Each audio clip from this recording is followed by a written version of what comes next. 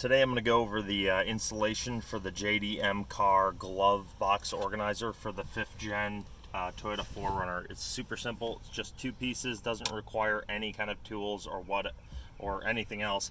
First thing is you're going to empty your glove compartment, obviously. Something to note is this would be a good time to clean or replace your cabin air filter at this time, because once you put the organizer in there, you'll have to remove the organizer to do so. So you can do that then. But the first piece you're going to put in is this. This is the first of 2 pieces. You'll notice there's a diagonal piece here that's going to go on the bottom, so it's going to orient like this.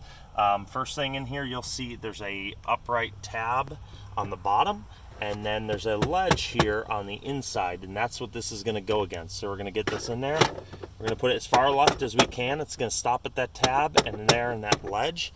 Then the second piece we're going to take is the horizontal tray, and that the right side is going to rest on this little ledge here. So that's pretty self-explanatory, and it's just going to go into the cross slot just like that. You're going to push it all the way in till it stops, and that is it. And then it'll hold itself in from there, and you are done.